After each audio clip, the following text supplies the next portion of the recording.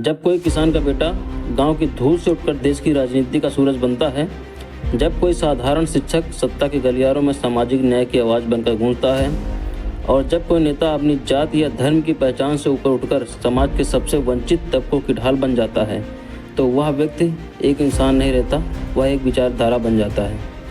मुलायम सिंह यादव जी ऐसे ही विचार का नाम था।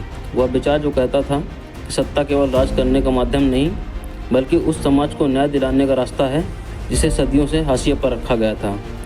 नेताजी ने सत्ता के मायनों को बदल दिया।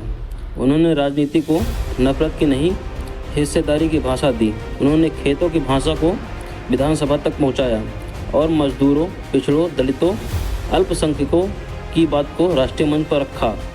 पर जैसे ही उन्होंने यह काम किया, उनकी राह में एक बड़ा विरोध खड़ा हो गया।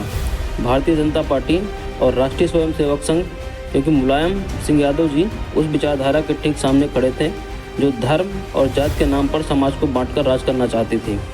बीजेपी और आरएसएस को सबसे ज़्यादा डर इस बात से था कि मुलायम सिंह यादव जी उस भारत की तस्वीर न बना रहे थे जिसमें ब्राह्मणवादी सोच के लिए कोई जगह नहीं थी।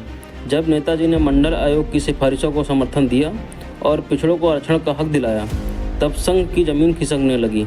वे चाहते थे कि पूरा देश राम के नाम पर बटा रहे, लेकिन मुलायम सिंह यादव जी राम के नाम पर वोट नहीं, लोगों को हक देना चाहते थे।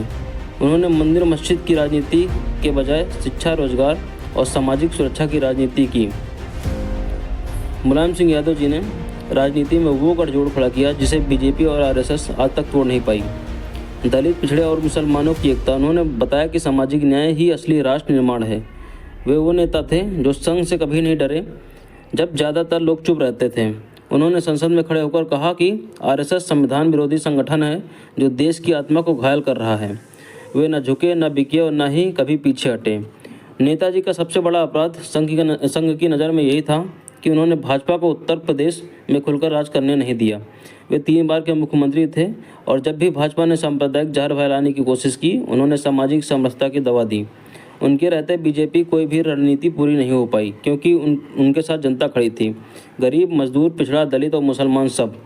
और यही वजह थी संघ और भाजपा को उनसे नफरत थी। ये एक नफरत एक व्यक्ति से नहीं थी, उस विचार से थी जो बराबरी, न्याय और संविधान की बात करता है।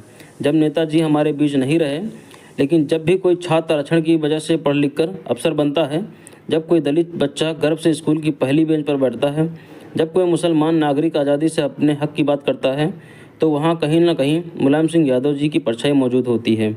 इसलिए याद रखिए, मुलायम सिंह यादव कभी एक व्यक्ति नहीं थे, वे एक संघर्ष थे, एक चेतना थे और एक सपना थे उस भारत का जहाँ कोई जाति, धर्म, वर्ग किसी के प्रगति में दीवार ना बने। और यही सपना आरएसएस और भाजपा के लिए आज भी एक डर बना हुआ है। जय नेताजी, जय समाजवाद, जय संविधान।